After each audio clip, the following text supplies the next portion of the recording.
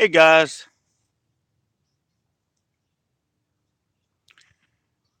welcome to this little live feed.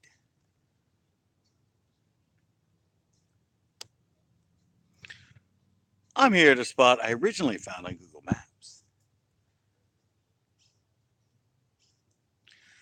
I mean, I knew it was here because I used to have my boat out here and I would see people on this side of the lake, but I didn't know where they were coming from. I didn't know how to get here. It was actually one of my shows a while ago, like a year ago, 2 years ago, or something like that. I was here in the winter with a friend of mine, a viewer, Steven, and the launch was actually locked off. We were over the highway at the county park and we weren't doing so good. What's up, Virginia fishermen? We weren't doing so good, so I said, there's a place over there. I don't know how to get there, but people fish it all the time. So he got on his phone and figured out through Google Maps how to find this place. I said it's not my first time here. I fished it here. I actually went live here, one of my first lives, the one where I left the launch and came over here with it in the car. Totally half-assed it, but I've been here and I actually found a new bait you can catch bluegill on. I caught like 7 bluegill here. Catfishing. Nice. Hey guys, you know that bait I use all the time? The bait I use all the time for the rockfish and the surf perch? It's a saltwater bait, the sandworm. But evidently, if you bring it to fresh water, it catches the you know what out of the bluegill. I sat here and I put on a little micro hook on my drop shot. Yeah, the sandworm. All I caught was big freaking hand sized freaking bluegill. I caught like, I think I caught 7 or 8 of them. Yeah, they actually, they love that thing. My friend Chris had some little teeny freaking drop shot hooks that were like, I don't even know what size they were, like 00 or something like that. But I remember I ended up taking one. I didn't even know I had it. But I found it and I figured, oh, this will be fun. So I hooked it up on the drop shot. I put on those sandworms, the camo color, the green and red. And I caught one little teeny bass about that big. Everything else was big freaking hand sized, big slab freaking bluegill. I'm like, wow, this thing's an amazing freaking bluegill bait.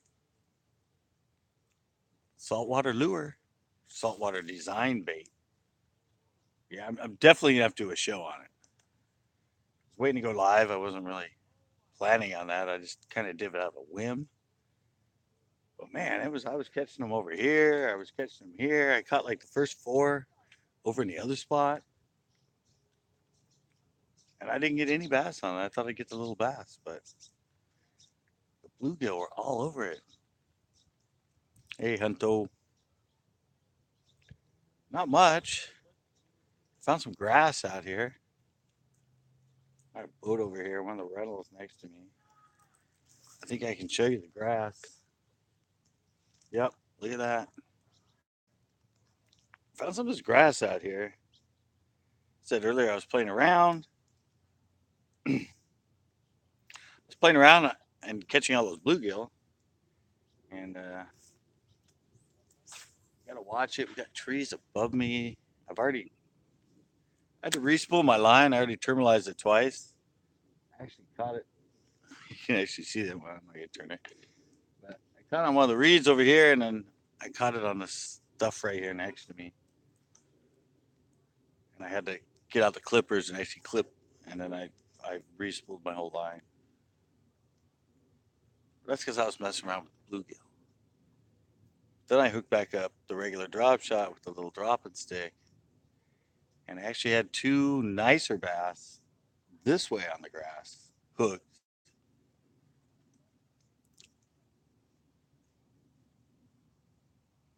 Only if they tell you. Only if they tell you. Usually, it's only the lakes that have native trout in them, and most all the creeks around here. Marvelous, but no here, Marma here at Pinto, no. Coyote Creek lakes, the ones that I fish in, they're the only ones you have to use barbless because the creek actually runs to the ocean. Yeah, you're welcome. Creek runs to the ocean, so I don't know, not many trout in there, and you're fishing big whopper ploppers and stuff like that. But you can get busted if they have barbs on them. Oh, look at that little bass about the size of the worm just grabbed it and took off. I don't know where they are. I was getting them earlier. There's a big bunch of. I mean, I was throwing from the other side, but I was throwing this way, and there seems to be grass out there. I had two nicer hits on it. One I had hooked for a sec that pulled really heavy and then popped off. And then right before I went live, I actually caught one that was about 10, 11 inch compared to a lot of them that are over here right now that are only 3 inches. So I know there's fish around here. I know there's some bigger ones. Getting them all on the clear. Sparkle goes clear with the blue gold flake. But now it's getting more in the evening. I'm thinking I might go purple brown. Obviously, know there's a crap load of bluegill around here.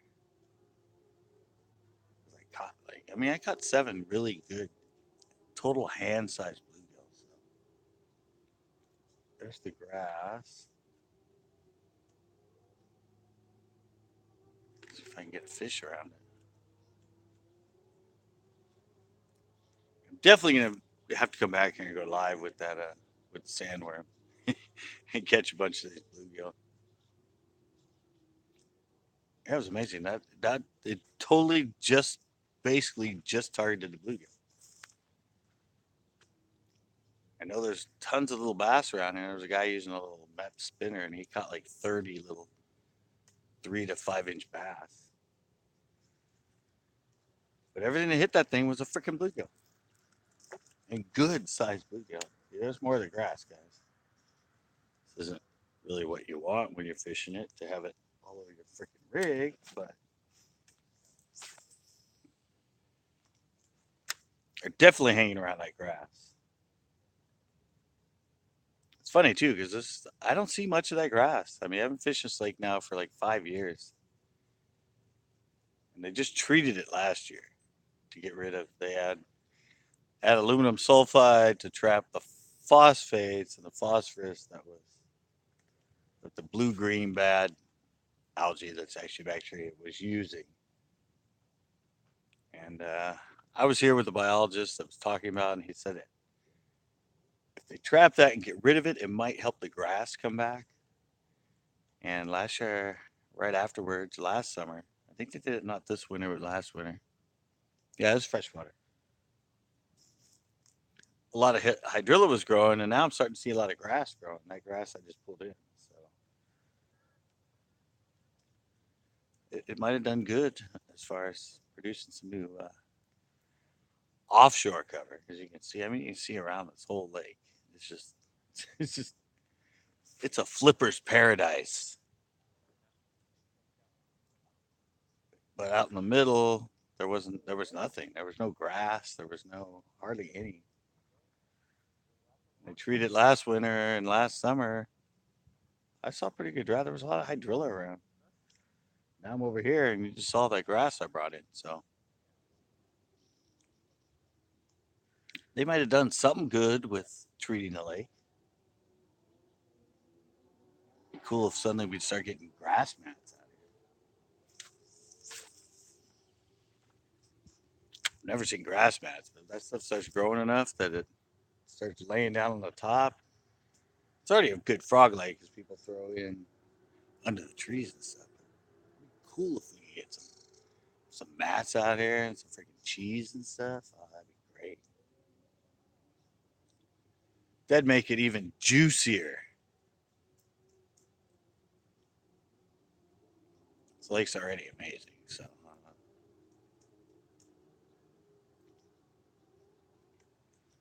see, I caught that one fish and I got all happy. You can see what's behind me. Up there, you can see the building and the fence. And I just noticed right there on that fence it says no launching and no live baits allowed here. But up there, it's basically a low income housing area. There's a set of them that are right here by the lake, and then up above there's an identical set right above it.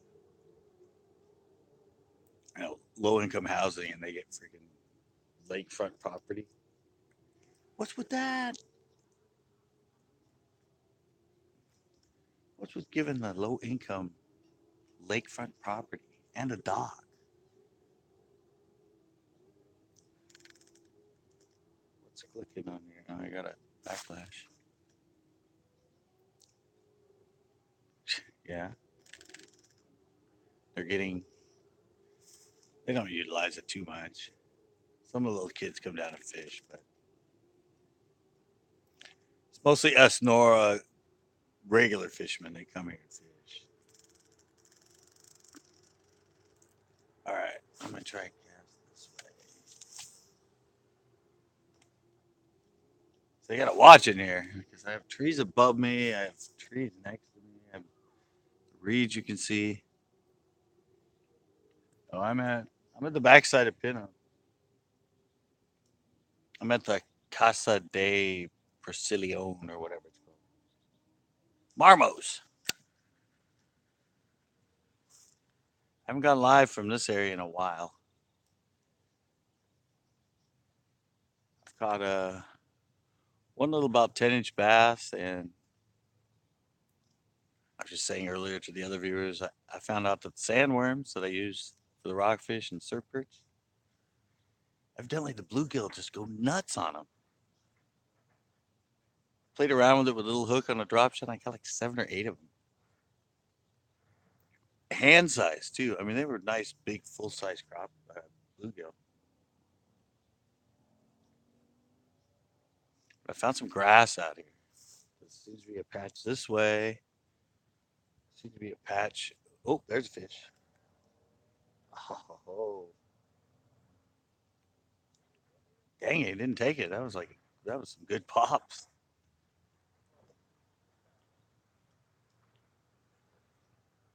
That was some good pops. Nothing wrong with it though. Probably a little, or it might have been one of the bluegill.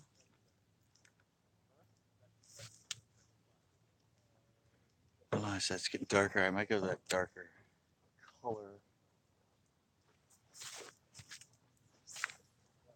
Try going that way. There's some grass that way. Comes one of the rental boats, guys. Come out here. You'll be able to rent one of these. I think it's a rental. It's one of the big G3s. He's going to be coming in front of us in a second. You guys get any? Get any? Nice. Really out there? Oh, throwing the reed lines? Nice. That's one of the rentals, guys. Right there. That's a rental. So they caught 2 4-pounders. I don't know if you can hear. They caught 2 4-pounders on a bladed jig. Thrown right in front of the reeds. I know this place is good. I'm the one that started a whole chatterbait craze on this lake years ago. Shows on if you go back and look. Middle of February, and I caught 23 like freaking 3 to 4 pounders on a bladed jig in 49-degree water. And then I told one of my friends, who told my other friends, who told some other friends, and suddenly everybody I saw was throwing a freaking bladed jig. And since then, I haven't done that good on them. So obviously they caught 2 4-pounders, so they're still working. Nothing that way, huh? It's nice over here on this side because you don't get many people over here. So a lot of people don't know about this place. They know about county, which is straight over there, and they know about the city, which is where I usually go live in the launch. I say even I didn't know about it. I mean, I knew it was here, but I didn't know how to get here. I still don't even. I know how to get here like visually, but I still don't know the name of the streets. I just know where to turn. This is Pinto and Watsonville. I'm just on the backside. This is a side a lot of people don't fish. Marmos. But I guess it's actually called Casa de Brasilione or something like that, or something like that. Casa de something. What was that, a fish? It's basically, no, it's the grass I'm looking for, but it's caught up on me. I don't want to get caught up on it. I want to come through it. Yeah, it's a low income housing on the backside, or the, I don't know, if backside, I guess, basically. Oh, there's a little fish. Oh, Jesus. Hey, guys. I just missed one. I said almost everything I catch when I'm live.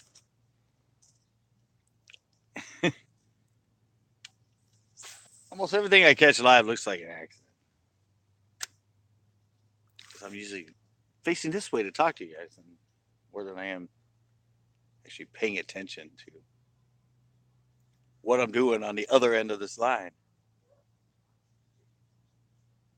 Yeah, it's nice out here. You can see it's like, see the steam starting to come off. Steam coming off the water out there. I could do my flare imitation again and say, that's some sort of chemical reaction, guys. I don't know if it's because the water's warmer or colder. I wasn't good at geography in school. Geography. Okay. I just lost my bait, guys. How was that not a fish? It just disappeared. I was totally expecting to feel a fish there. I was working it in. I just feeling nothing. I did that joke a while ago. I was here with Jeff on his boat when his steam came off. Yeah, I couldn't believe it. I don't watch the shows that often, but I happened to catch that show, and I was like, "What? Geography?" Almost left a comment saying, "Do you know where you are?" Everyone's like, "Oh, he was probably kidding." I'm like, "No, he wasn't kidding. He seemed pretty serious when he said that comment." All right, I gotta find some fish here. It's getting it's getting not good. I wish I had more of the sandworms. I used every single one of them up. I had some of the little teeny thin 4-inch ones, which I actually got to hook up on that little drop shot hook. They didn't work at the beach. I couldn't even get them in number 8, but they worked on that. And I had some of the 2.5s left over from the other day when went live. But yeah, those bluegills evidently love that thing. I have to try the natural one. That was the camo, the green and red. I don't know, here in the lake, who knows? Maybe the natural worked better. Have to give her a try. Earlier when I was down there were a bunch of kids. There's one guy I said he caught like 30. He was using a little MEP spinner. He caught like 30 little bass on that thing, and one that was actually almost a keeper. And he caught a crappie. He caught a bluegill, all on a little inline MEPS rooster tail. First one was chartreuse and orange. He lost that one. And he had another one that was just straight chartreuse with a chartreuse blade. The number, I don't know what size they are, but the little ones are like that big. If you have a kid and want to teach them how to fish, coming down here with one of those little things would be fun. Or if you want to catch some big bluegill, try the Berkeley sandworm. Try the ocean worm in freshwater.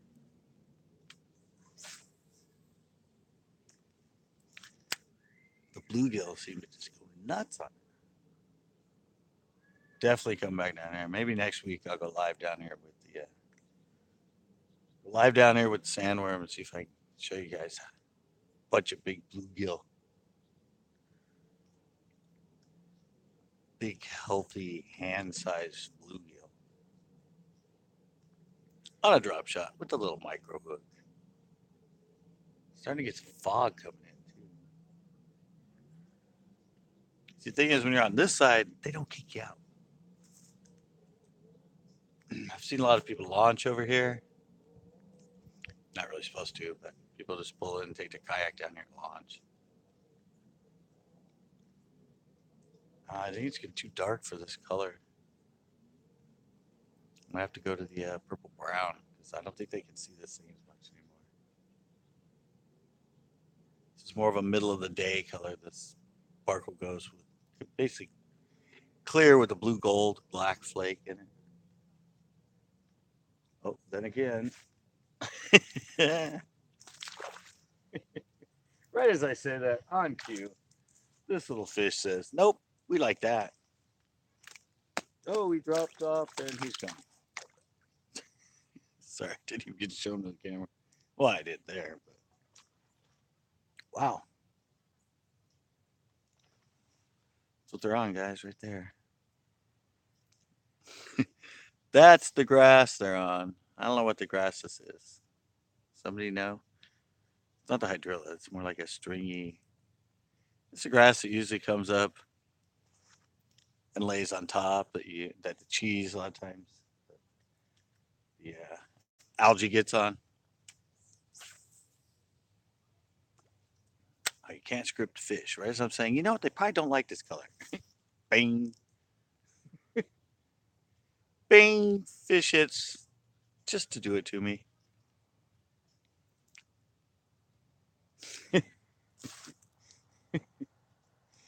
Yeah, see, that's why I don't know what kind of grass it is because I wasn't good at geography in school. If I was good at geography, I'd know why the steam's coming off the water, and I'd obviously know what type of grass that is. See, those are better fish. Oh man, really? Who the heck's trying to call me when I'm live? You know, it's probably somebody that knows me. I think I think there's only two people now that I know that know this number. When I go live, I'm supposed to put it on, I guess, airplane mode, so phone phone calls won't come through. Yeah, somebody thinks it's funny. They see me live. Like, oh, he's live. Let's call him. At least I've learned how to hit the decline button this time.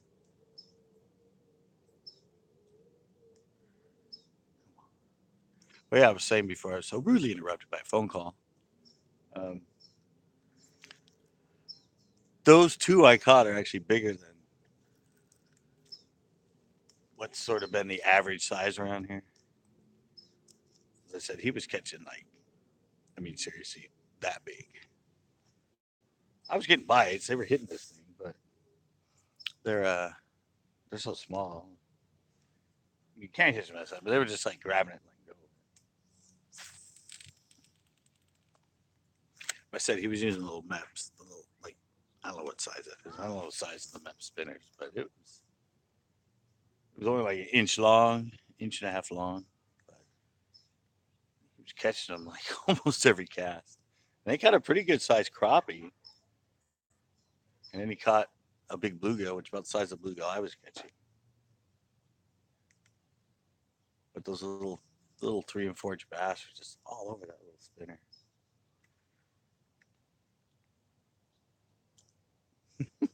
You guys can I don't know if you guys saw that. Little bass are starting to jump like crazy right here in front of me. All the you can see in there all the little gnats are all over the place. Saw little bass come flying out of the water like 3 times. I think, geez, they come out of the water like a freaking foot. They're jumpers, even that big. They just know how to jump. I might have to go to the flicking out here, but I don't have it. I only have the 316. The other one just jumped right there. I only have 316, which might bury it too much in this grass. But again, I keep hitting that one spot where I just lose my bait.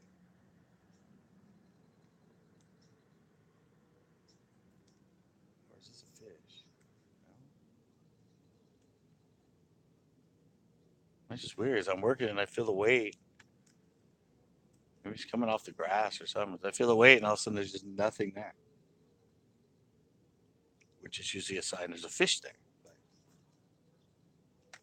no fishy this time. I said I'd like to go to the flicking over this. Gilroy, no, this is Watsonville.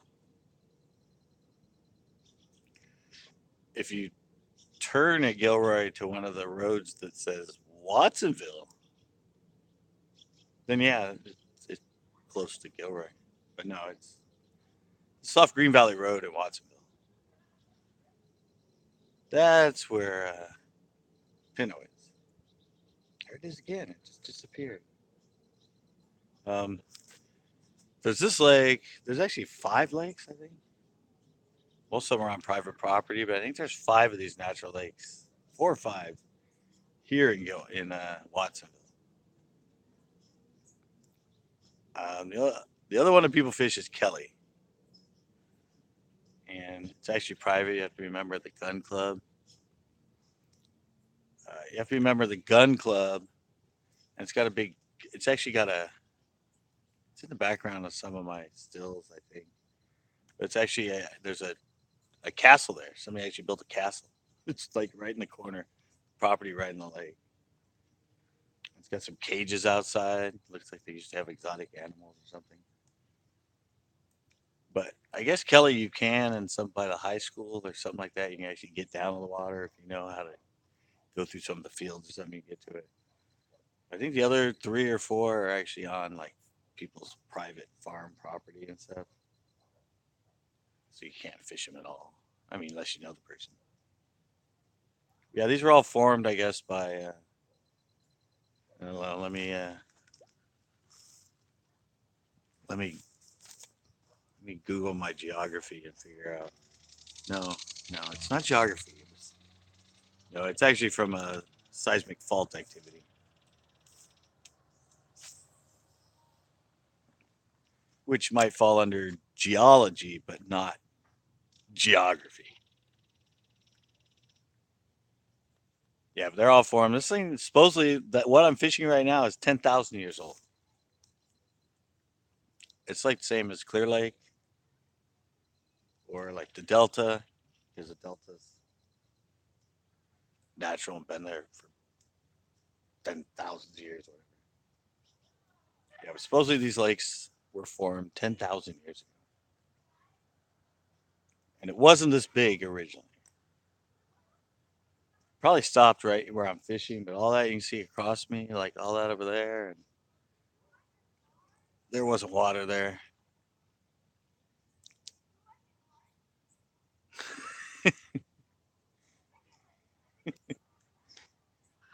Yeah, if you want to know why, for what? I mean, there's a lot. I mean, I go over the hill by Gilroy. That's where I fish all the time.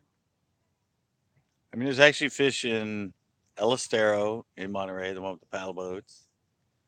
There's actually catfish in there. There's carp. There's bass.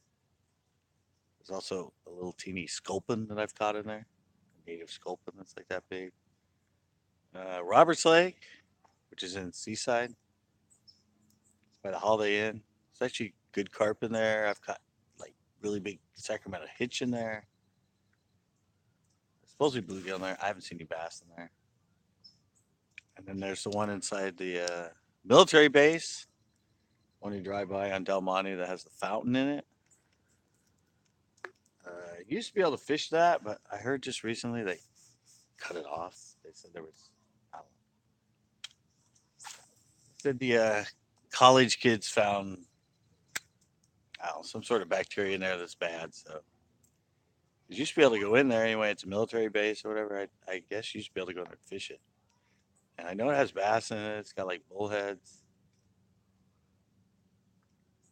The other one was Loch Padden, which one I used to fish in Marina, my test pond, but it dried up. I don't think anybody's put fish back in there. That used to be fun. I caught like 25, 30 pound carp in there and big bullheads, plus a lot of good bass.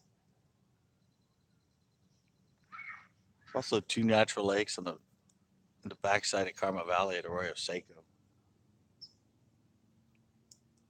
I don't know, they might have dried up, but years ago I used to go there and catch bass. That used to be fun. But that's about it around here. You have to go into that's why I always head over the hill and go to Chesbro, Nuvis, and Coyote and Anderson, all those up in the San Jose area. We just have the ocean here, basically. Pinto's the closest one. Like for me, it's only a half hour. It's like 23 miles away from Marina, Monterey. Oh, right as I pulled up, a little fish freaking grabbed it. But again, it was the fish was as big as a worm. Come on, bigger fish. Am I actually gonna have to change colors? I know they gotta be around this grass out here. I just don't really have anything to. I mean, the drop shot's great for running through grass. A lot of people don't like to throw it around grass and hydrilla, but trust me, pulling a drop shot over the top of that grass and over and through hydrilla, it's deadly. Got a show coming up where I'm at Uvis, and I do really good on the drop shot, pulling it through hydrilla in like 4 feet of water.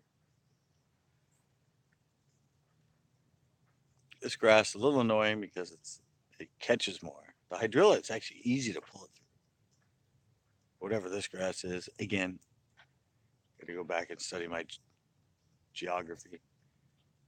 But I will find out what grass this is.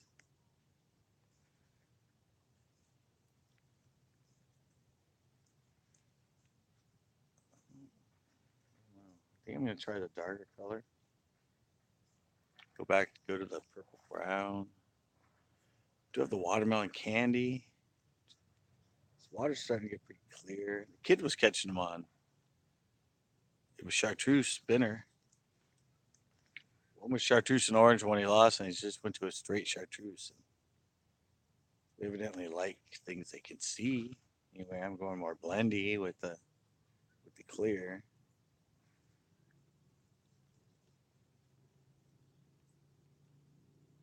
Let me try the watermelon. No, that's the only problem with the grass on the drop shot. It's gets down in it, it catches right in front of it. All right, give me a sec. I'm gonna grab my watermelon. I'm gonna grab my watermelon candy.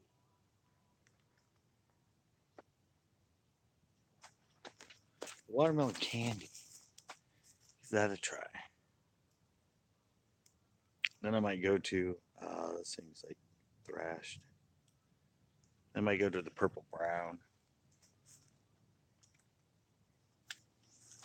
Let me try that one again. There's a big clump of grass over here.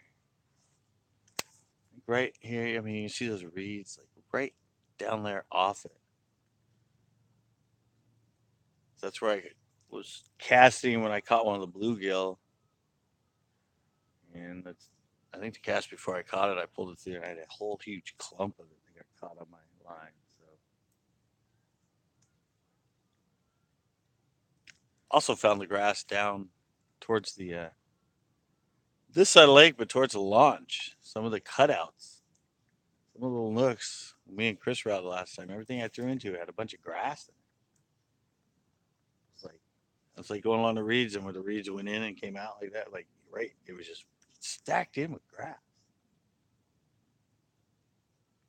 So in a couple of years, this lake's topography and all that might change a lot. Did you see that? You like you like flew out of the water. Come on, fishies. Don't play me this way. Don't play me like this. Get your bite on. Get your bite on, fish. Come on. No, they've been eating all day. At least a little one. All right, let me try to get the grass out here. You guys ever used to spike it? First time, my friend, the one that caught it, the 7-2 live. That's the first time I was introduced to spike it. That stuff's really cool. I'm gonna have to give it a try. Or have to get a bottle of it. My friend Wayne, everything he fishes, he dips the tail in the chartreuse. With all the bluegill around here, it'd probably be a good idea.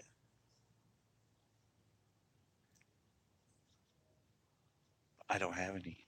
So much for that. Come on, fish, like this. Somebody like this. And should have saved some of the. They're still doing it right there. Just save some of the sandworms for when I went live. That one over there. Nobody else is here too. I expected everybody else to show up over here. What time is it? Getting ready to close. Getting ready to close the city park right now. I think it's still 8 o'clock, but somebody said soon that we're gonna be switching to 7:45. Usually, if they're over there, they come over here afterwards. Come on, fish. What are you doing to me?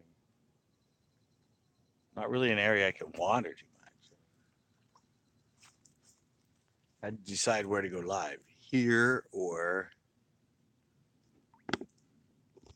on the other side of that fence. On the other side of that fence, I wouldn't get much. And then I cast it this way from over there, and I had two nice ones hooked. So I gambled and said, all right, if I'm going to go live, I'm going to go live in this spot.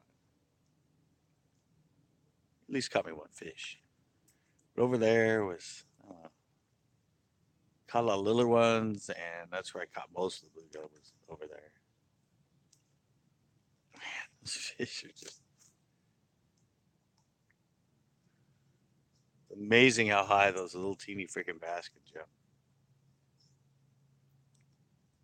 I won a tank once and only had like this much water in the tank and this much, like, I don't know. It was a 100-gallon tank, however tall that, but I only had that much water. I put a moth in there. The moth ended up landing like 8 inches up from the water, and I watched him. He backed down like this. He shot up and he actually ate that thing 8 inches above the water, right off the glass. And he landed in the water again and like munched the thing down. Wish I would have got on video. I was like, no way. There's no way he came in that much water. He was able to get that much power and he jumped that high up, 8 inches above the water, and grabbed a moth right off the side of the glass. Whoa, whoa, whoa, whoa. What was that? Man, my line just friggin' took off to the left. I think it was a little fish, though. First, it felt big. I felt a pull, and then it just kind of. Yeah, all of a sudden, I looked up. My line was like going freaking to the left and started going underneath the little bushes. I don't think it was a very big fish. Just startled me.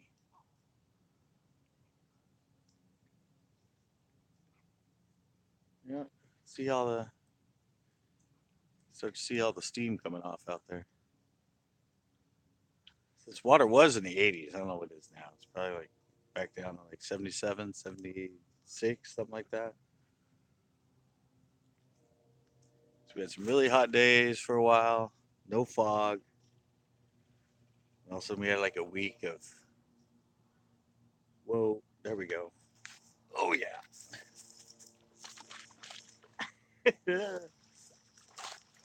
Oh, water skiing him. Oh, he's not that big. Better than a little teeny micro, though. No water in my mouth. This is poisonous water. And I'm throwing back that way. Little guy. It's a fish, though. Try to get the hook out of his mouth. Number 2 mosquito hook.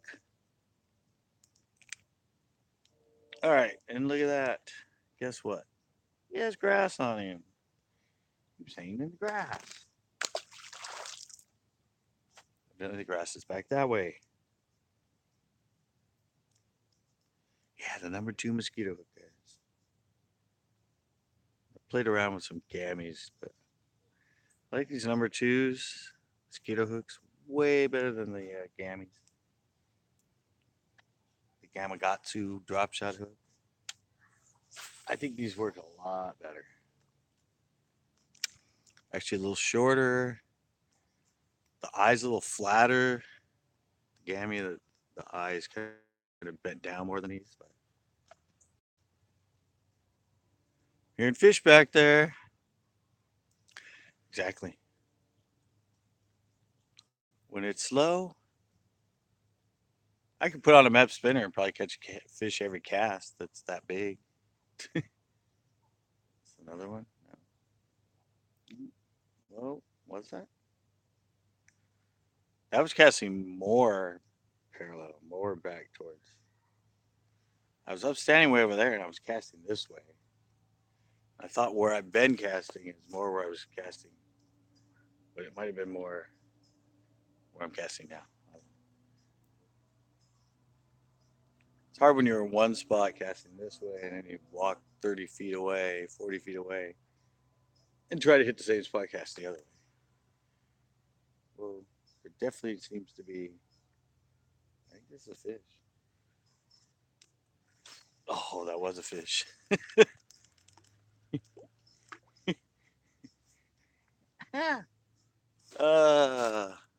do you think, guys? Was that a fish?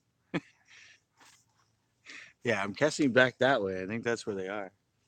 Gotta get another watermelon worm. That was watermelon candy. Yeah. That was a watermelon candy. Seems to be the color they're liking right now.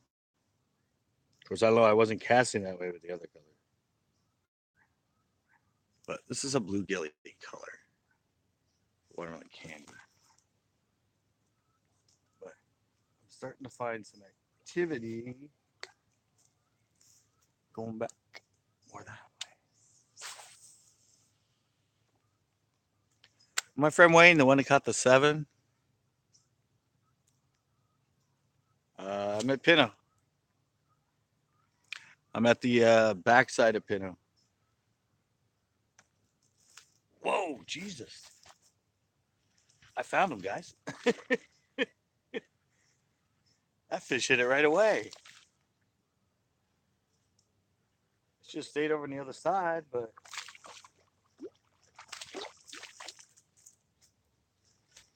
they're little, but they're fish. Ah,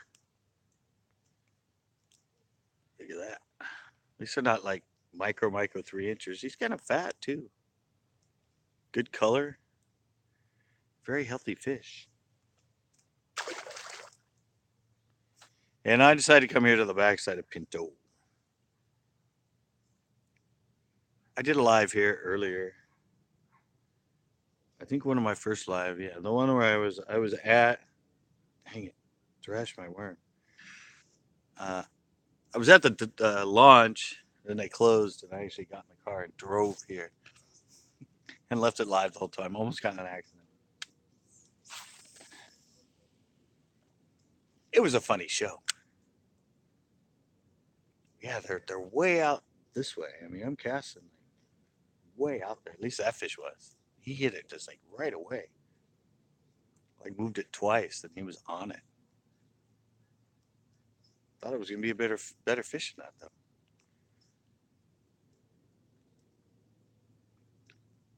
So I know there's good ones here. I was gonna say earlier, but I didn't. Wayne, who caught that 7-2 in my live feed, he got his PB on this side at the Marmot side. He caught a 9-1, 9-2 fish.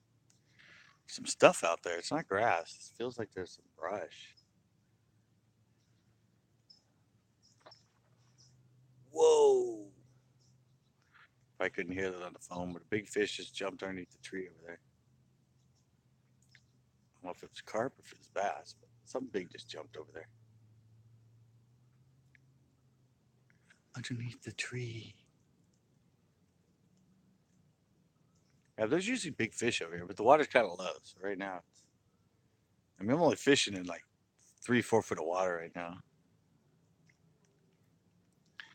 Yeah, it's nice over here. There's one. Oh, teeny, but he was. Oh, he did. He tied it into a freaking donut. How's that happen? I've never had that happen before. Wow, that was interesting. I've never seen that either. Well, how the heck that happened?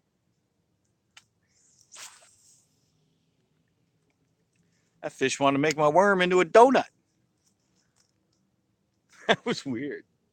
Yeah, I saw him. I mean, he was just, I don't know how that happened because he swam like 3 feet to the right. I was watching him swim with it. I don't know how the heck he tied it into a freaking donut. Definitely seems to be more activity this way, though. Bass, I think I've only caught like 3 or 4. Before I went live, I caught 7 really big hand-sized freaking bluegill. I'm gonna do a show on it because I found out the sandworm, the rock candy. If you take that saltwater bait, thanks. You take that saltwater bait and you bring it here to the fresh water, and bluegill love it. Had on a drop shot on a little teeny like micro hook, and there's another fish. Oh, I missed it. Um, every single fish I caught, except for one teeny 3-incher, was a really big bluegill. It was definitely, for some reason, it was definitely just targeting the bluegill. Because I said that guy was here with the MEPS, and he was right where I was throwing. He was catching bass on it like crazy, and they wouldn't touch sandworm, but big bluegill hit it. It was amazing that something could target. Well, yeah, drop shot catch it. I mean, high percentage bait and a high percentage place.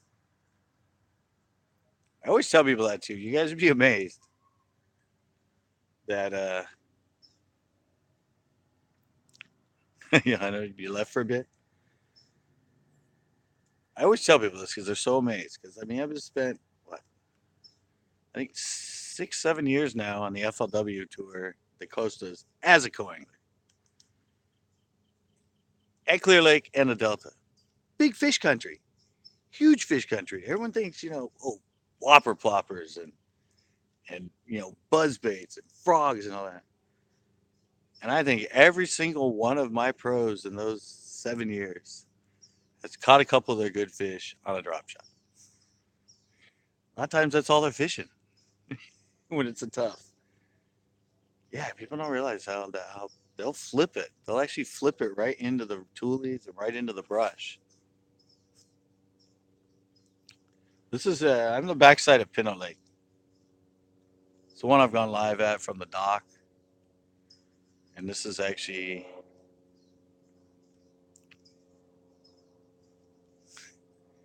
I don't. It's an amazing. I've only been fishing it for like 3 years. I mean, I've been 40 years. I've been bass fishing. Oh, look at that, guys! Freaking stole my bait, the bastard. Everyone thinks because I fish it so much now. Everyone thinks I, but now like in the early '90s and everything else. When I was in my boat, I went like I think I went like 7, 8 years. I never even threw a single plastic. I just got into the Senko. I just started fishing like same time as the drop shot. I think I never used to fish it all through the '90s and everything. Yeah, I started with that. I don't use the Texas rig much anymore. It's usually a flicking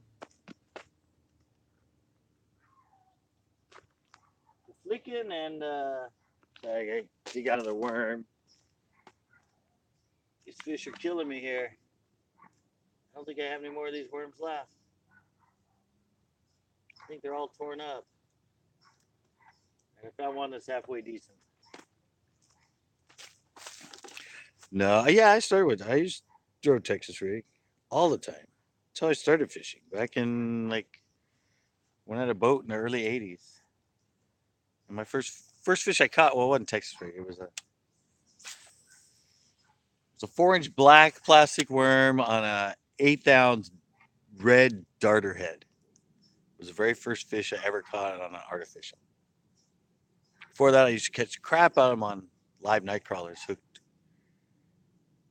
which is kind of funny because now it's called wacky, but back then in the late '70s and all that, I used to have this worm called jumping jacks. No, I've been there. I did a show there a long time ago for carp with my friend Brett. That's from my friend Brett. We did a on his boat. We did a, I think we did two. I don't know, two or one, but and we filmed like he wanted to go. He's a carp fisherman, so we went there for carp. I know it. It's that way. I thought it was past, more north, but it's actually south. It's a good lake, but this lake has bigger fish. Well, on average, this lake has bigger fish. Yeah, I don't know. I do the drop shot just because. Well, a lot of it too is now that I mean, yeah. I mean, I have arthritis in. Oh man, I have arthritis in this thumb. I have arthritis in this thumb. Like they hurt when I push them that way. I have a ganglion cyst right here. You can see how my fingers are kind of all tattered and torn. This shoulder, my right casting shoulder, still hurt from. Now I don't have a boat anymore. Well, I have a boat sitting in my backyard, upside down. Doesn't have a trailer or anything. I actually bought it here. Ah, dang it. Hurt my hand again. Um, I bought it here and we used to be able to keep them here. So, and before that, if you look at my original show when it used to be on cable access and that, I had an old bass boat. I had a '76 Terry bass boat, 16 foot. That's what I did tournament stuff in. I sold that off when I moved up to San Francisco for a while. No, I'll get another one. But I have fun going. I have so many friends that I go out with their on their boat all the time. So, and half these lakes around here, um, nice. I know mine was old 1976 with a 55 horse on it. Did about 50 mile an hour, which is pretty good. But half the lakes around here you can't have a boat on anyway. If you can have a boat on them, it's only for half the year. No, Nerdfish Paradise Island. Friend keeps wanting me to. My friend Ash, the one I fish with on his boat, the one we did the rockfish with, keeps trying to get me to go with him to Cypress Point off of Pebble Beach. Keeps wanting me to go to Cypress Point. He's been getting limiting out on lings and catching big canaries and big blues and everything else. But it's like you got to get up at 5 in the morning and got to make the run down there. You got to catch your limit and then you got to leave. Because if you stay there too long, since it's the open ocean, you start getting the heavier swells and all the other stuff. But I guess he's gone down there 3 times and just whacked the crap out of him. Keeps trying to get me to go down there, but I don't like getting up early. Yeah, it's Pinto. It's the backside. It's the Marmo side. It's the spot I originally found. That freshwater's fun. So usually, I mean, I did a bunch of rockfish shows because it was kind of fun. I've done striper on the beach once in a while. I just do the rockfish because I have time for a couple hours. It's like 10 minutes from where I work. So I like the ocean. It's just like so many variables compared to the freshwater. Got to worry about the tides. You got to worry about the swell. You got to worry about the wind direction. All this is like it's a pain in the butt because it's always changing, always different, always like it's like when I went for the I'm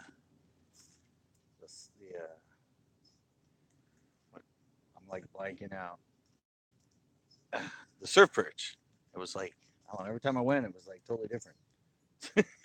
I was like, well, sometimes it was high, sometimes I was like,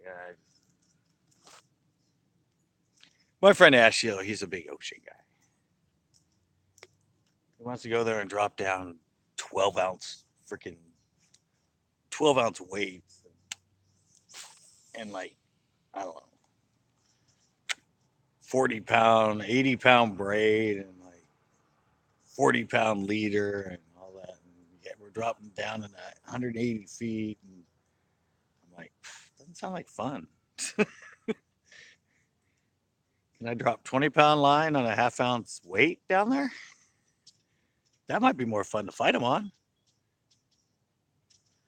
I'm not about just hooking them and cranking them in. Like, by the time you get them up, their bladders explode and they're dead. Oh, oh, was that a fish? Was that a fish? That felt like a fish. Either that or it bounced really funny off something on the bottom. No, I actually have a spook tied on the other pole. I live in Marina, Monterey, basically. Yeah, no, I actually have a spook tied on the other pole. I got a spook tied on. That I can fish. I try them a lot of times in my regular shows, guys. I mean, I will often try a lot of those lures. And I've learned now to actually show me trying a lot of those lures because people always say, all you fish is this, all you fish is that. Well, trust me, I try this stuff, but I don't catch fish on them.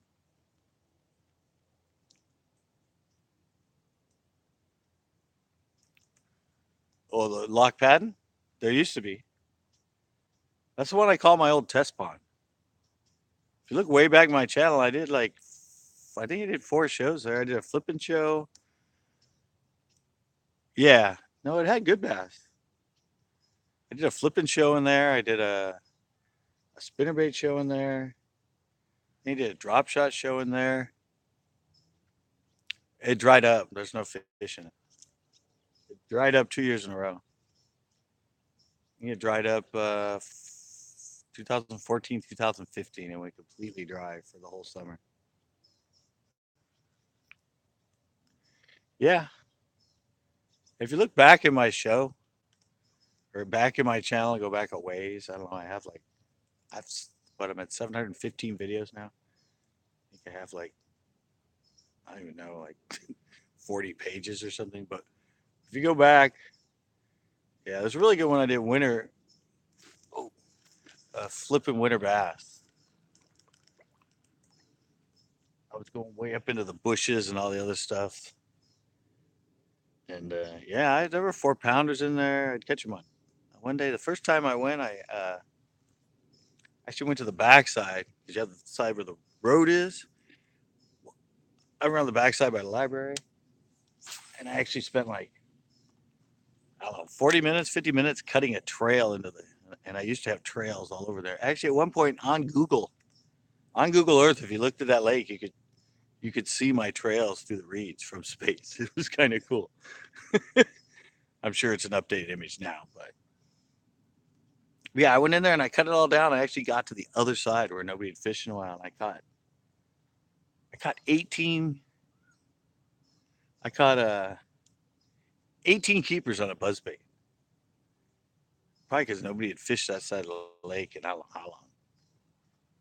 That whole lake, even when it's full, is only like 6 feet deep. I met some friends and they started coming there in full waders. And one day,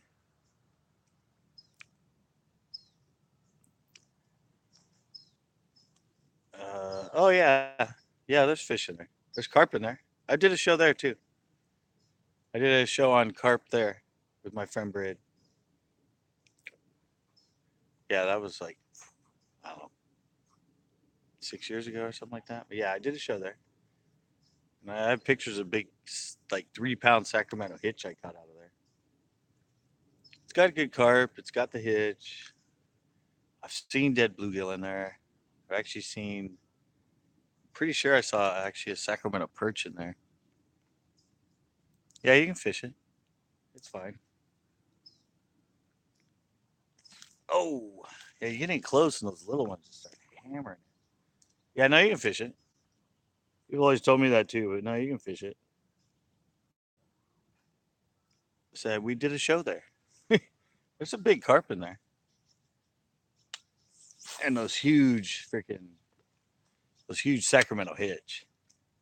I mean, hitch are the ones, they're famous for Clear Lake because that's what a lot of the bass target. It's actually hitch in here. Hitch is one of the only three native warm water fish in California. Everything else is imported.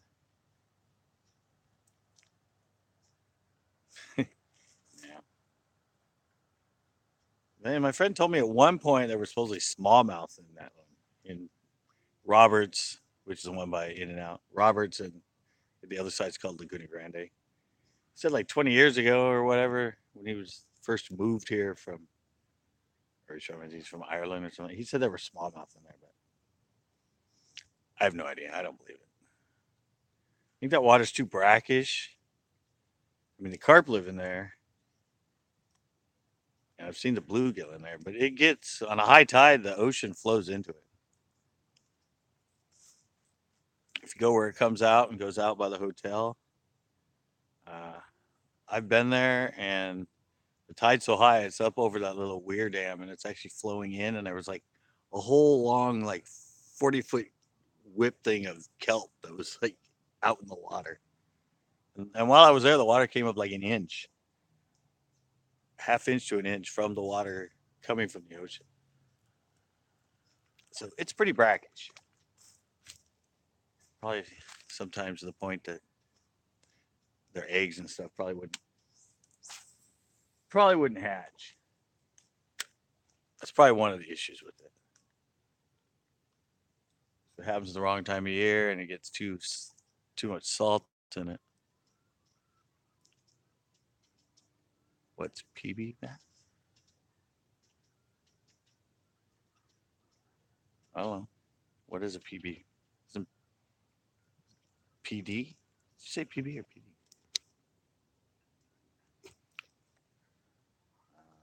I don't know. Isn't that your biggest bass? That's what people use for personal best. Yeah. Okay. I didn't know if that's what he was asking. Yeah. I don't know if he was asking me what's my PB or just what's the term in general, but everybody answered it for you. I don't think there is actually a PB bass. There's an AP bass or AP bass in. I don't know what's up with these fish though. I said I haven't been over here in a while. This time I can probably take my freaking glasses off. I've been over here in a while, and if Wayne and Ricardo don't show up over here, they might show up. Oh, you just left. Yeah, oh, you're on the other side. All the fish have been over here. All right. I've tried the watermelon. Well, that means he'll show up here in a sec. Did they close it already? They closed it already, huh? I think they're closing for it. Sec. I'm disappearing. But I want to get. I want to try the purple. I want to try the purple brown again. This was the hot color when this water was green. This water's not green anymore, guys. I think what it was is when it got into the 80s. Water got in the 80s and that algae was loving it. It was growing like crazy.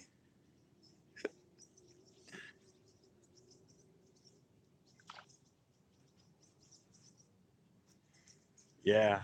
Last time I was out, it was they were on the clear blue gold.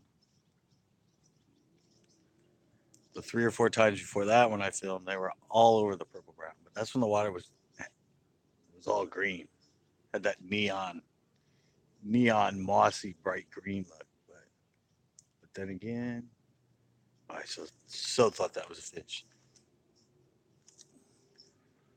Yeah, it's died off though. I think it died off because I think this water cooled off like 4 or 5 degrees. I'm just guessing because we had all that about a week or two of a lot of fog. Oh, they're liking it over here right now. That fish took off with it. I don't know if it was that big, but man, he bolted with it. And I'm using the purple brown or grape brown. It's not purple. It's actually grape. Oh, some just there's a bunch of the baby bass on top, almost look like shad. Some just scattered them. They just went. Just look like shad on top of the water. Something scattered them.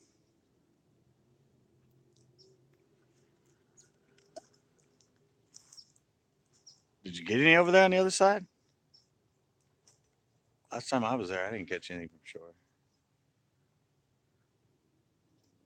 I did when the water was green. Yeah. See how this water's turned brown now. Usually it stays green all summer, but I don't know, maybe because since they treated it, I don't know. They treated it because the bad algae was using the phosphates, but they just got chased again. It's clear, but it's turned a different color.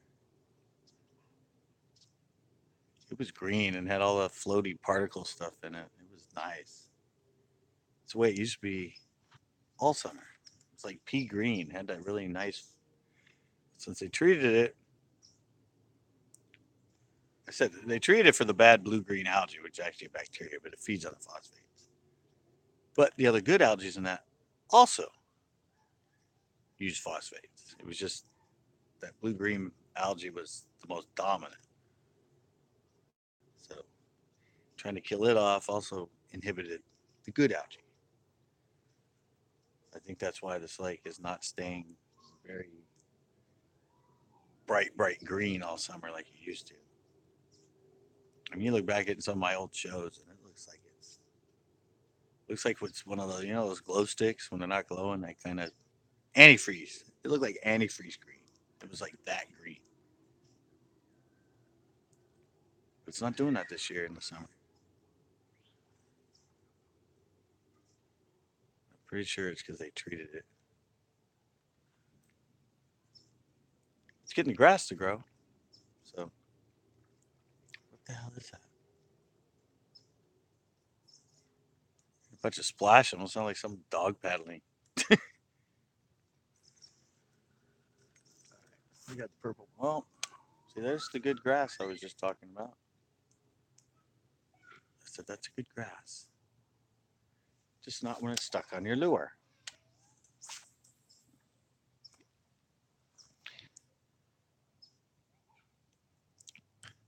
Uh, aluminum sulfate. Aluminum sulfate, and they actually came out here. They had like barges and that, and they didn't do it up at these channels. They only did it in the main lake, but they go out and put it over the edge, and I guess as it filters down, it kind of traps some of it. But what it's meant to do is it locks it up on the bottom and kind of coagulates it in that, so the phosphate won't, like when the carp go through and dig up the bottom and they stir it up and put it into the column. Look at that. Something just chased right there on top. Uh, yeah, but it's aluminum sulfate. It's not what they use to kill like when they spray at Clear Lake or at the Delta Nets. It's a totally different thing. Ooh, we got some people next to me now.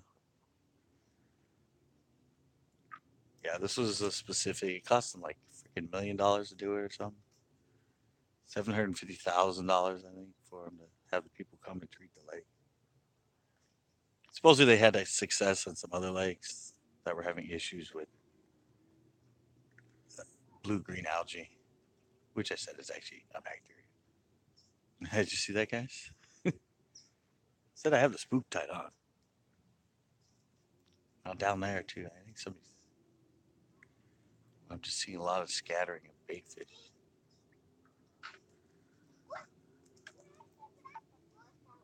Well, I got one bite on the purple and brown.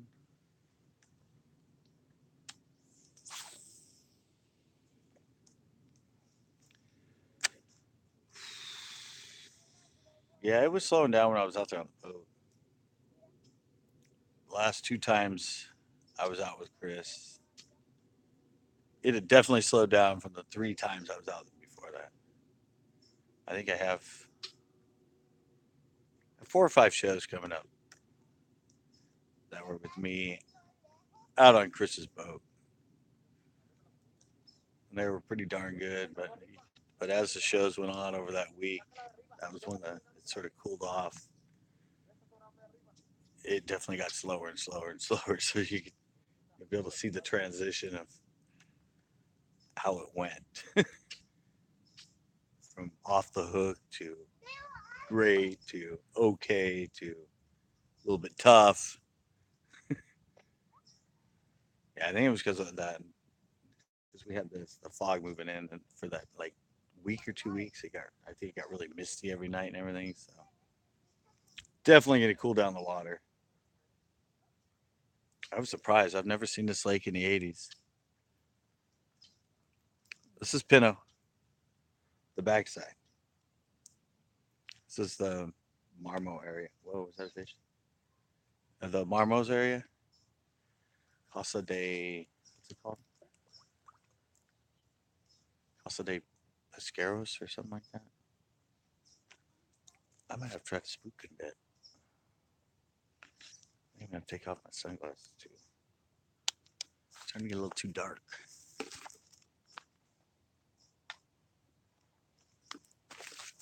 Oh, this lake has been weird. It's been like I said, most of my action when I've been here, when we were on the boat, was in the middle of the day. Then evening time has slowed down. I'm finding that most of the lakes around here in the middle of the day, when it's like 100 degrees. All right, man.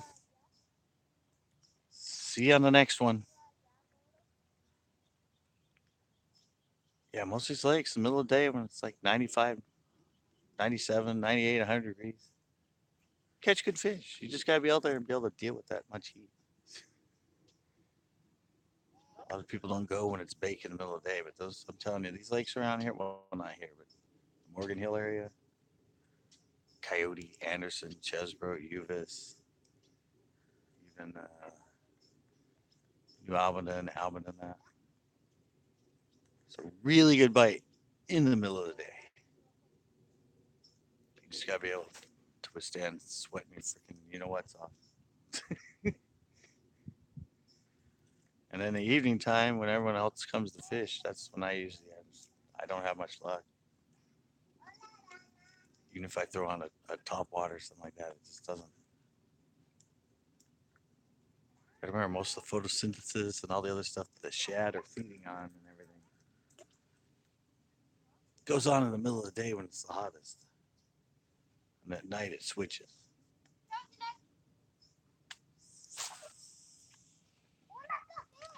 So a lot of times they're very, very active in the middle of the day.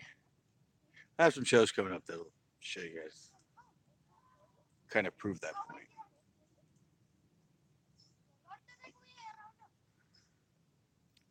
Uh, Family, they're over there. They're right there. Right there. I don't know where that bench came from either. Picnic bench showed up there. It was from somewhere. I saw one of the groundskeeper. I think he was the groundskeeper. Something. I only had a name. But he was asking me where the bench came from. I'm like, oh, I didn't bring it down here. Ain't me. I didn't drag it down here. It's because I was sitting on it. Wasn't me. I don't know where it came from. Somewhere around the complex. I see Ricardo never came down here.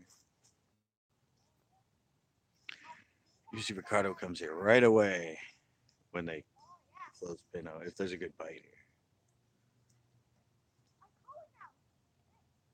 At least caught a few. I mean,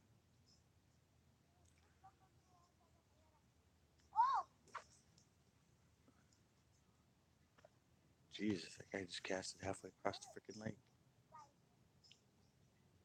Oh, I so wish this was a fish, but I don't think it is. It feels like line. Might be that kid's line. Yep. I got your line over there. I got a.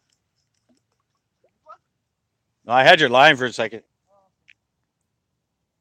I didn't know which way you cast it.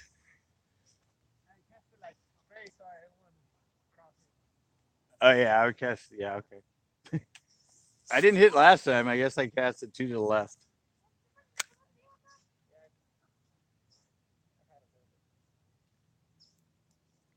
Yeah, I knew I felt line. I was bringing it in. I'm like, this feels like line.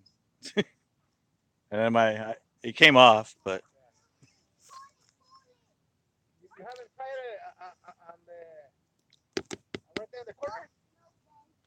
what you mean on the dock or? Yeah. Oh. Oh, some other guy was fishing over there a little bit ago.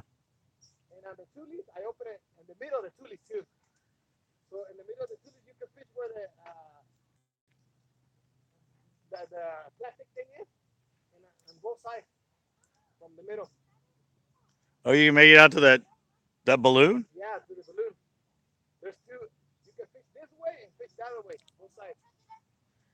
Was it was it dry in there or what'd you do? Laid down all the reeds? Oh, really?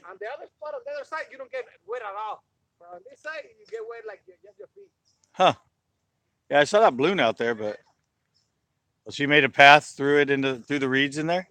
Huh.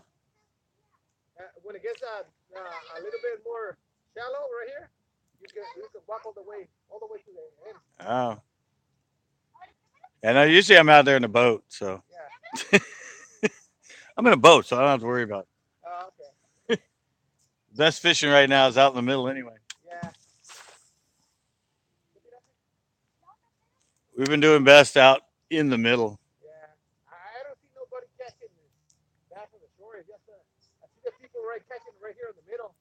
Yeah, they've been hitting really good out here.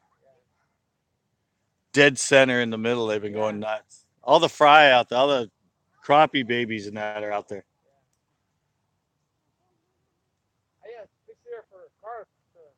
Yeah, I don't think I've ever caught a carp out of here.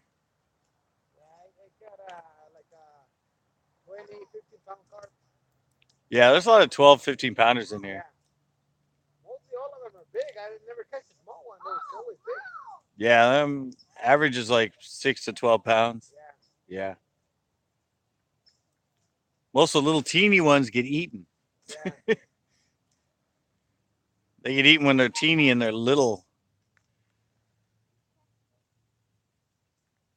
I'm gonna have to try to spook out there with that stuff.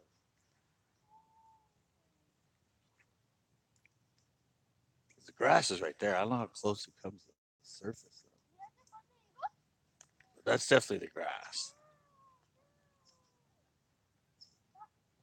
So I'm definitely gonna have to come back here and show you guys what that sandworm does for the bluegill. It's pretty cool. I mean, it's pretty amazing. That's all I caught on it was bluegill, especially with the millions of. Hey, how you doing? Joining a little late. I just got through fishing like everybody else. Because that's usually when I come on. I go live when everybody else is still fishing. To pop on and go live in the middle of the freaking day. Like 1 in the afternoon, 2 in the afternoon, right when I'm usually doing pretty good. And you can see, can you guys see those little guys there?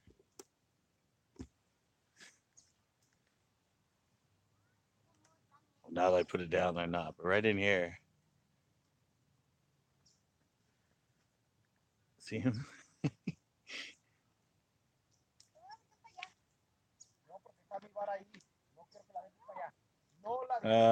Usual 8, 10 inches. I usually keep mine like 8, 10 inches all the time. I think that's the longest I ever keep it anytime. Even when I'm on a boat now, I keep it about 8, 10 inches. It's like that. We can see it. I know it looks longer in the camera, but it's about 10 inch, 11 inch, 10 inch. I don't do the like 2 to 3 foot, or foot and a half. I mean, a lot of people keep it so far above their weight. I think it works because of the angle of it. Not putting it way above the bottom. It's probably the angle I'm fishing here and the depth of the water. I don't know. It's probably moving it along about, yeah. It's keeping it about 6 inches off the bottom, probably at this angle. 4 to 6 inches. It's not way up. Yeah, it's the backside of Pinto. I'm not way up. Well, it depends on the angle of the bank. This is really, I mean, where I'm casting out there, it's only like 3, 4 feet deep.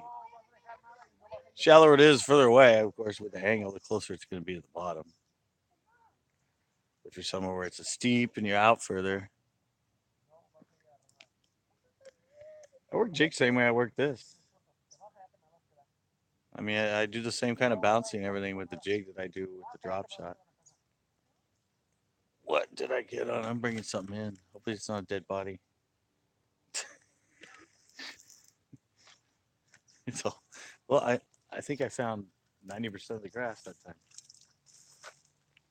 It's a sea monster, guys.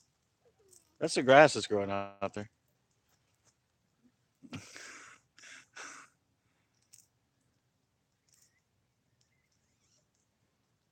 Ah, look at that, guys.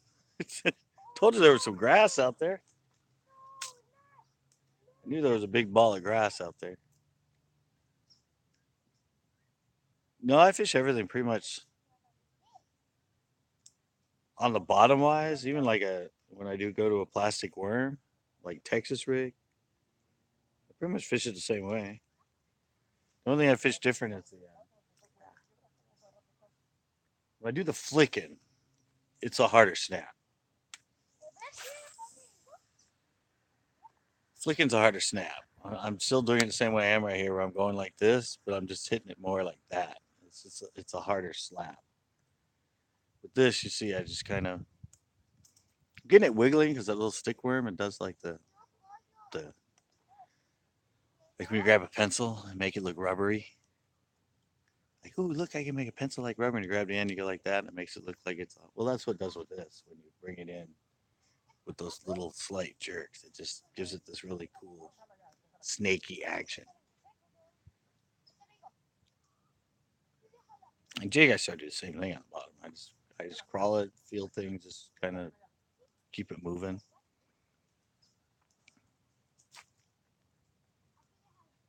Here, 9.5 here, 9.5 at the docks on a bladed. Well, one of our old jitter jigs. Oh, I got a bike, guys. Finally. Oh, your line again? No, but I had a fish hit it before your line. I said, I'm on your line now.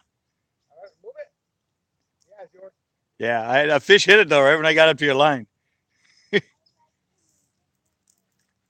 It came off, didn't it? Last time it popped off.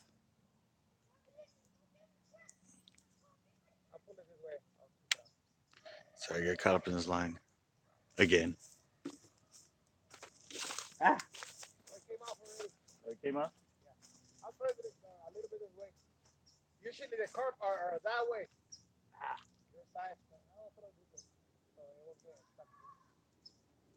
Yeah, I thought I was throwing straighter out. Sorry, guys. I'm on my way back.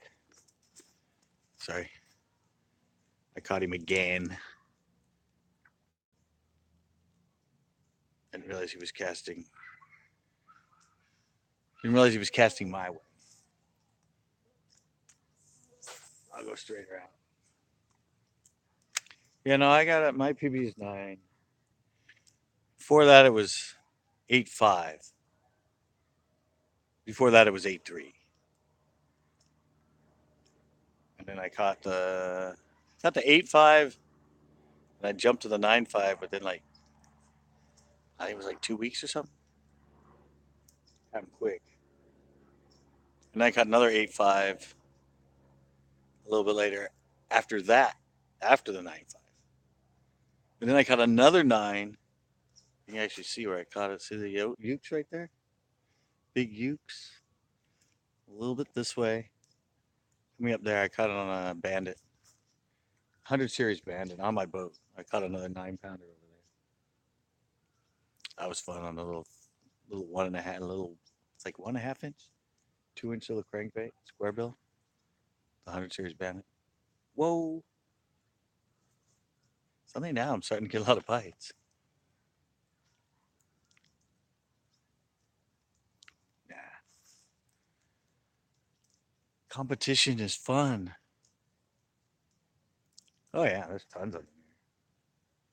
12.4 caught here this year. I've personally seen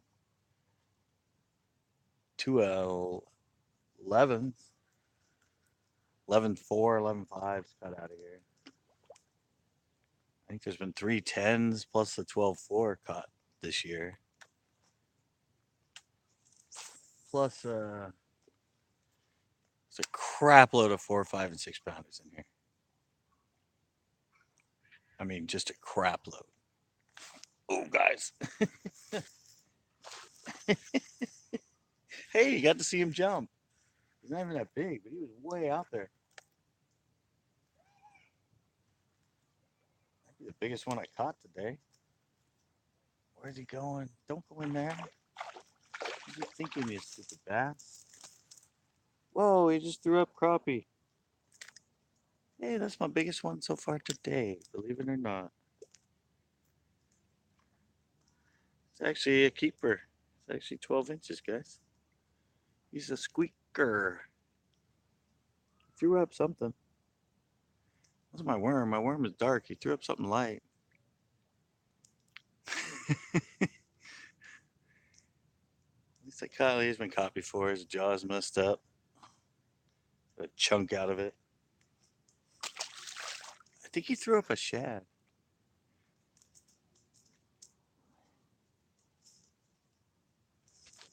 He did. It's right here, guys. It's mostly degurgitated. If you guys can see it right there. He just threw that up. You can tell it's a little bit. It's a baby crappie. Oh, it's a baby crappie. I knew I saw something come flying out of his mouth when I picked him up. Sorry, I'll be back in a sec. I gotta grab another one. He threw my worm, and he threw up a freaking threw up threw my worm and threw up a worm or a fish at the same time.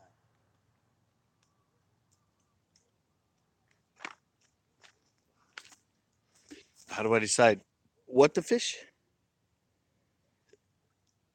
Well, as you know, I fish a drop shot quite a bit. High percentage bait and high percentage places. A lot of me, I'm looking at the. I'm usually looking at the water color. I usually look at the watercolor to figure out what color I'm going to be fishing. And most of the time, it doesn't matter what they're feeding on. A lot of times, I'm not matching what they're feeding on. I'm matching what bait stands out the best in the water. It's like when we were catching them on this purple brown. Every fish we caught was throwing up crappie. Crappie, are, especially the baby ones, are very white with a little bit of black in them, but they're very white. They look like shad. And it looks nothing like a purple and grape worm. The purple and grape stood out the best in the water, and they could see it from the furthest away. And that's what caught us all the fish. Oh, there's another bite. Yeah, I'm getting bites. They're way out there. Yeah, when the water's clear, the purple brown doesn't work as much. That's usually when I go to the clear with the blue and gold flake, or I'll go to the watermelon candy, or what else do I use sometimes? A light, sometimes it's a straight lighter green pumpkin. Yeah, this brown purple works best when the water's that green color, that neon green. Because blues and purples stand out, keep their color, keep their same color in the lowest light conditions. A lot of the baits you throw, they look good up here, but when they get down 10, 15 feet, or even like 8, 10 feet, their color changes because of the lack of light. You might think you're throwing something light, but when it gets down there, it might not be as light. It actually changes its color. Purples, darker purples, and grapes, and violets, and that they keep their color further. And blues. So even down there in lower light, they still look blue, or they still look purple. Oh, let's do with the light spectrum. I don't know. Gotta.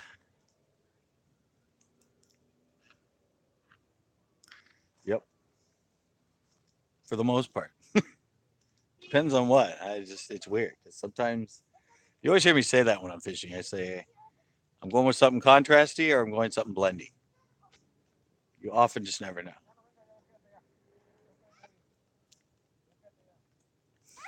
A lot of people aren't. I mean, it'll catch you a you know what more fish, no doubt. That's why most of the pros, when I'm at the FW, even in Clear Lake and the Delta, catch a crap load of their fish on a drop shot. Yeah. See, I don't like those from shore.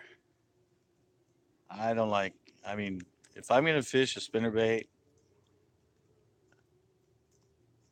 yeah, but if I'm going to fish a spinnerbait or I'm going to fish a crank, uh, I'm not going to throw from shore. It's melt. I'm not going to throw from shore.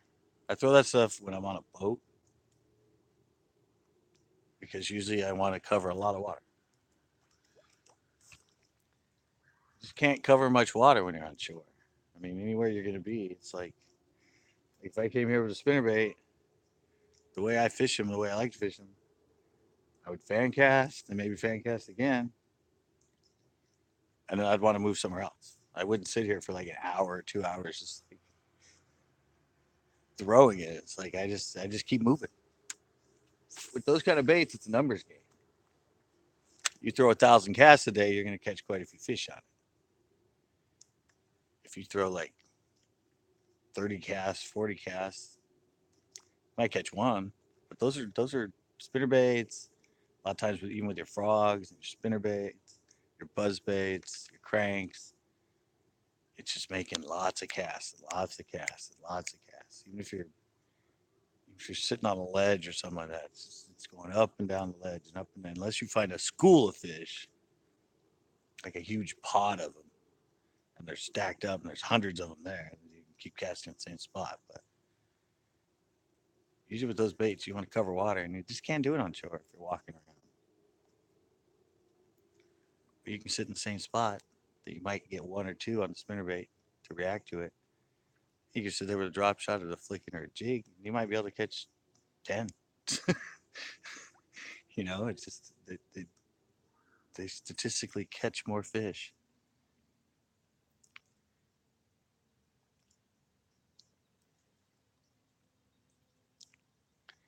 I use 12. I just light on the bait caster because I fish it like I fish my jigs and I fish my Texas rigs. I fish them just like that, exactly like I do the a Texas rig or when I do the bobblehead or when I'm actually fishing one of our jigs. So for me, the best for me to feel it the best and move it the best and work it the best. That's why I use it on drop shot. It's not the same for me when it's in my other hand. It's on a spinning or even a spinning. It's just the way I'm used to it. That's the way I give it the best feeling. And the other thing too is you got to remember to keep your line, especially on the drop shot, to feel more. You got to keep it up. I always see people down like this, like with their line down here, and like going like that, working a drop shot, or even when they're working a jig and that, they're like going like that with it.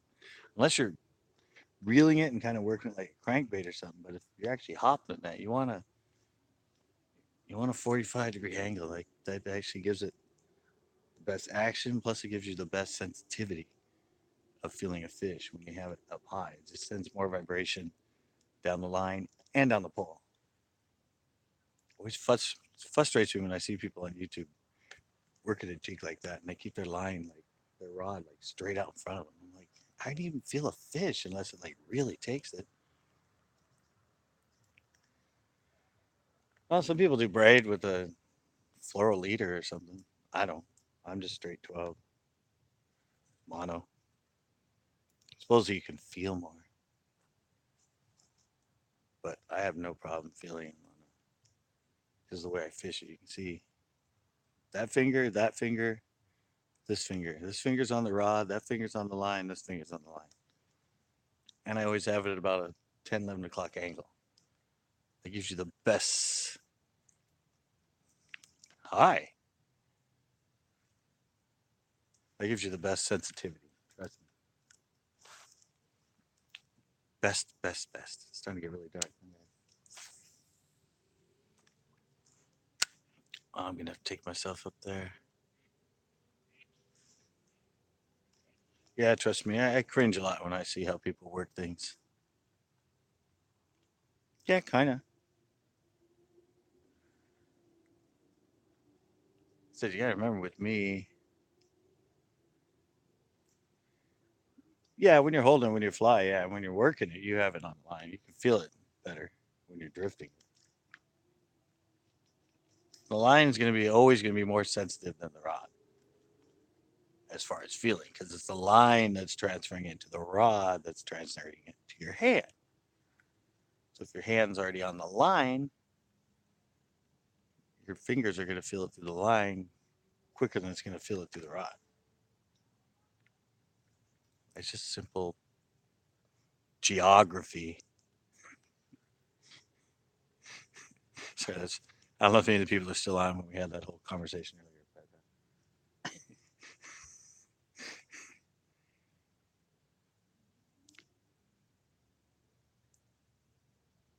But I don't know. I can do this with my eyes closed. I can fish this with my eyes completely closed. Somebody knows about it. Yeah, no, I can seriously fish this. I would have no problem fishing with my eyes closed. I mean, guys, remember, half the time when I'm live and I'm feeling the bite and all that, I'm turned talking to you guys. I'm not watching the line at all. All I'm doing, I'm usually turned like this.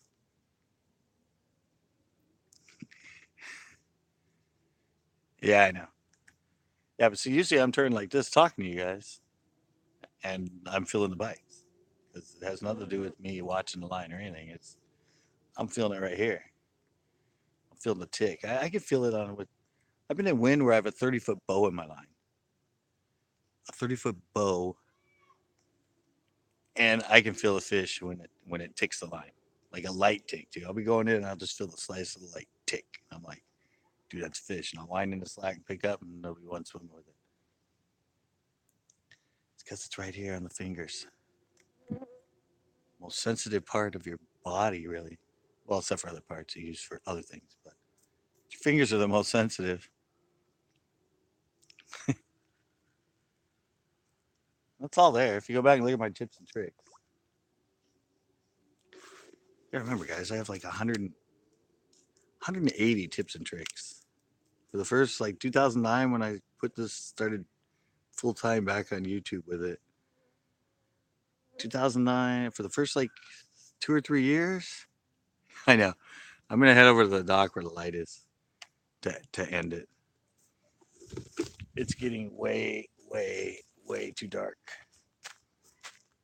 I'm more used to the pier where I have the lights by me. I come out here and it starts getting too dark. But I'll get over there and talk. I just got it. I got all my stuff laying around. It's like, this thing has a light. Has a light on the phone. If I could learn how to turn it on when I'm live. See, I had to bring my line down here. Oh, you can't see that. I had to bring my line down here because I broke it off twice. Ooh, shoot. Almost killed my sunglasses, guys. So hang on. We'll be in the light in a second here. I'm going to take you guys into the light. Don't worry. I just need to collapse the bottom of the tripod because I have to climb through a fence. No, I've been trying. I go live on Facebook. I go live on Facebook 360, but I can't figure out how to do it yet on YouTube. They lied to me when I bought it because it said you could go live on all those formats, but I can't get to go live. I tried. Sorry, guys, this is hard. I don't know if you can see that, but that's a fence. And I got the tripod arms out. And I had to climb through a fence. I know you can't see anything right now. Don't worry. We're going into the light. It's gonna be a near-death experience soon here. See, look at that. Now you can start to see me.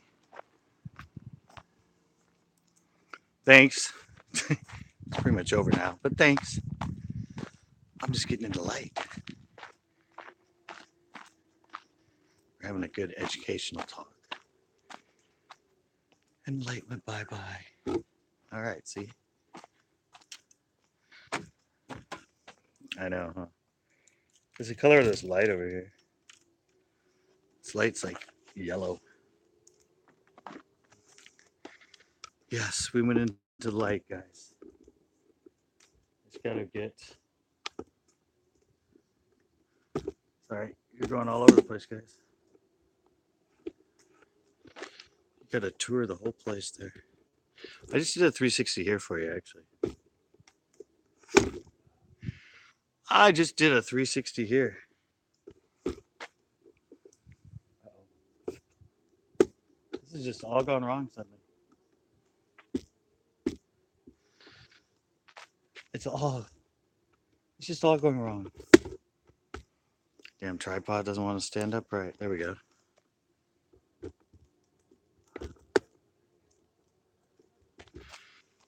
There we go. Finally. A little bit crooked, but at least you can see me now. Yeah, this is the. Dang it, I keep taking out my sunglasses. This is the Marmo side. I said I did a. Right down there where. Actually, next to where we're standing. I did a really cool 360, so you guys. When I upload, you'll be able to look all around and be able to see how this whole area looks. And as far as the 360 live, I've tried it. I experiment a lot. I can go live 360, like I said, on Facebook. I tested there and it works, but it doesn't help me here. Yeah, it doesn't help me for my YouTube channel. I don't want to tell everyone like, hey, go watch me live on Facebook because I like going live on YouTube. Hopefully they said they were going to update it for this phone. I haven't really checked. I need to like research again because now I've had the phone for. You got it in February, so I've had about 6 months now. So maybe they've updated it. And also, someone were commenting about the audio on here. I know usually video quality is really well. Audio is kind of, I don't know. Sometimes it sounds like it's sort of like in a tunnel.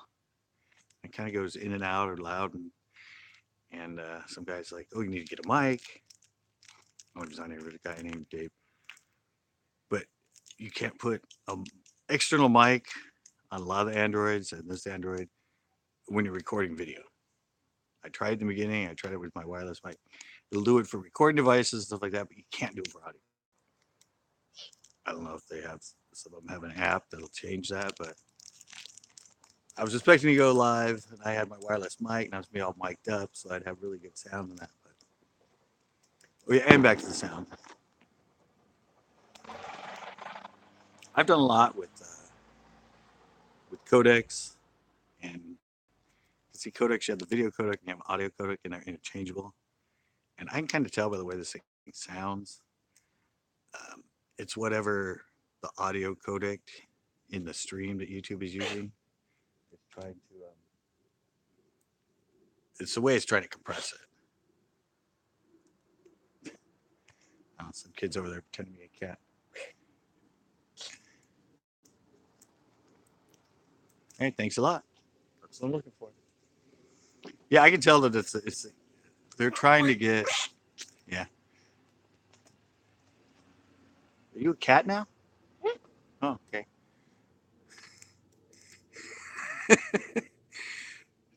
No, I can tell they're trying to get the video quality really well, which is inhibiting, which is messing with the audio. I mean, as far as I can tell by when I listen back to when I listen back to yeah, there's a creepy. He's right over there.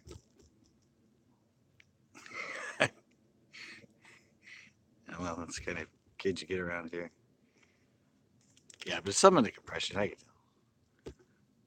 I know enough about the codecs because I'm like, how can I have an incredible quality streamed image and the audio is kind of going in and out? It makes no sense because usually the audio is better than the video when you're streaming something. But I don't know. It's just the way whatever. Plus, I think too when they expect live, I don't know if they expect a lot of live to be outside because it usually sounds better when people are, and you have more adjustments and everything when you're on your desktop. You can go in and actually, I think you can pick what the audio, but you can't do it on the phone. I have no options on this. It does it all automatically. I wish I could get it adjusted, but anyway, right now the audio is probably pretty good. It's only when I get the wind around or when I'm at the freaking stupid pier and there's a million freaking barking sea lions. That's what screws it up. And when the barking goes, it tries to lower it, and it just he said my audio when I go live is always garbled and a piece of crap. So that's what you're left with live. Kind of kind of hurt when he said that, but anyway, not much I can do about it because it's live. I thank you guys for hanging out here. Now that I found out that thing with the sandworms, I think I'm gonna come back here next Tuesday. I've actually have 3 days in a row off, but I'm gonna go film some shows, some normal shows. But I think later next week, later half of next week, I'm gonna come here and I'm gonna have fun and show you guys how you can use sandworm to catch freaking nice big bluegill. And I also want to do a show with the bubble and the fly. I gotta do that soon too. But yeah, saltwater lure for freshwater panfish. That's probably gonna be the title because people will be like, "What? What kind of saltwater lure is using to catch freshwater panfish?" But evidently, it's the rock candy. They love it.